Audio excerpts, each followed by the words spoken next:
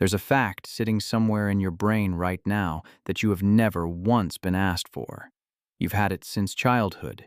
It doesn't help you at work. It won't come up at a job interview. And yet, it's there, perfectly preserved, crystal clear, while you're standing in the kitchen trying to remember why you walked in. That's not a quirk. That's not a flaw in your memory. That's actually a window into something much deeper about how your mind works, and more importantly, what it's been quietly doing this entire time. Here's where most people get this completely wrong. They assume memory works like a filing system, that the brain stores what's important, what's useful, what's practical, and quietly discards everything else. So when someone retains the fact that a day on Venus is longer than a year on Venus, the assumption is that something went wrong in the sorting process, that the brain made a mistake. But the brain didn't make a mistake. It was never filing by importance. It was never filing by usefulness. It files by one thing, and one thing almost entirely: how much your nervous system cared in the moment you encountered it. That's the whole mechanism. Emotional charge, curiosity, a small spike of internal activation at the exact second the information arrived. Your hippocampus isn't a librarian making rational decisions about what deserves shelf space. It's closer to a system that tags whatever triggered a reaction and lets the rest fade. So when you were 9 years old and someone told you that octopuses have 3 hearts, and something in you went, "Wait, what?" That was enough. That small disruption, that brief moment where the world didn't match what you expected it to be. The brain logged it, not because it was useful, because it was surprising. But here's what most people never notice about their own collection of strange facts. They're not actually random. Go through them.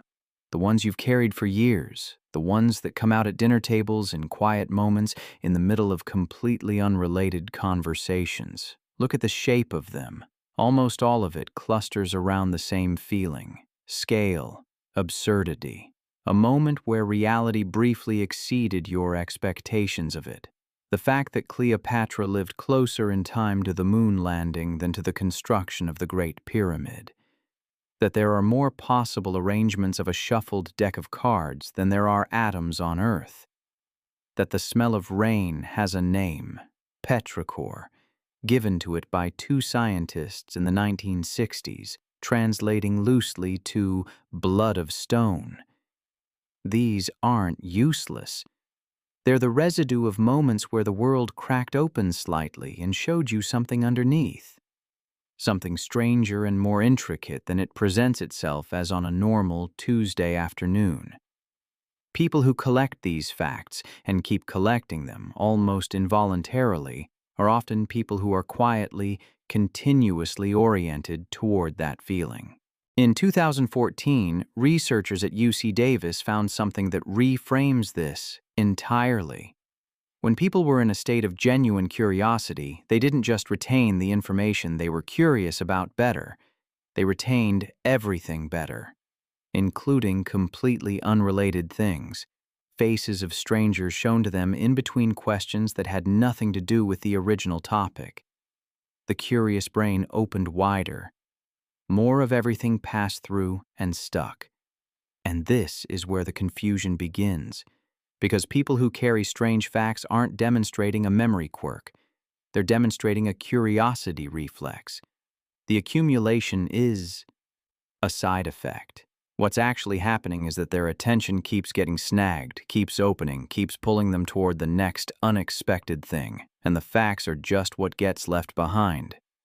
There's a well-documented personality dimension called openness to experience. People who score high in it don't just tolerate novelty. They find it genuinely rewarding. The dopamine response to learning something unexpected is measurable and real. A Wikipedia spiral at 11 p.m. isn't a failure of discipline for these people.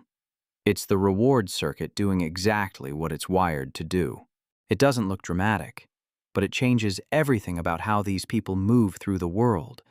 The person who looks up an unfamiliar word mid-conversation, who hears an offhand statistic and quietly files away that it doesn't add up, who finishes reading about one thing and ends up somewhere completely different 40 minutes later. having learned 6 things no one will ever ask them about. They're not distracted. They're perpetually mid-question, and the answers keep accumulating. There's a social layer here that's worth sitting with. For some people, these facts stay internal, a kind of quiet, ongoing sense of being in on something, a private relationship with the strangeness of the world. For others, the sharing is most of the experience, and this deserves more credit than it usually gets because sharing a strange, true thing about the world is actually a form of intimacy. It's an invitation. Come find this as interesting as I do. It's a bid for a very specific kind of connection, with someone who will look up from what they're doing and say, "Wait, really?" The people who do this most consistently are often the ones who got genuinely excited about something as a child and were met, in one way or another, with the message that it was too much, that no one needed to know that they should redirect their attention towards something more useful, and they kept doing it anyway.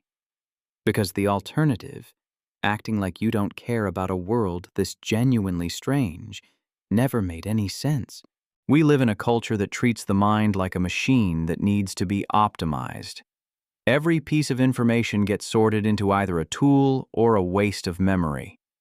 And so people who remember which direction water drains in the southern hemisphere, or that the inventor of the frisbee requested to be cremated and turned into a frisbee, they get labeled as people who waste cognitive space on irrelevant things. But the brain isn't a hard drive, and forcing it to act like one tends to leave people feeling hollowed out in ways they can't quite explain. These odd fragments of knowledge, the strange, the absurd, the quietly beautiful, they function more like small stones picked up on a walk for no reason except they caught the light. They're not proof of poor prioritization. They're proof that something in you is still looking, still orienting toward wonder, still refusing to treat the world as purely functional. Here's what this actually points to when you follow it all the way down. Memory doesn't preserve what's important. It preserves what moved you. And the catalog of strange, specific, completely impractical things that a person carries, the facts no one asked for, the trivia that surfaces at unexpected moments, the knowledge that serves no professional purpose whatsoever, that catalog is not a list of errors.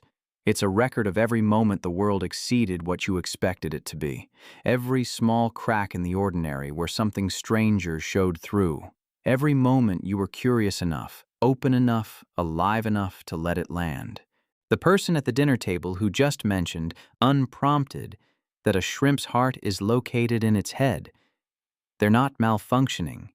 They just have a brain that takes the question, what even is this world, seriously? Somewhat against their will, on a fairly continuous basis, and quietly files the answers somewhere permanent.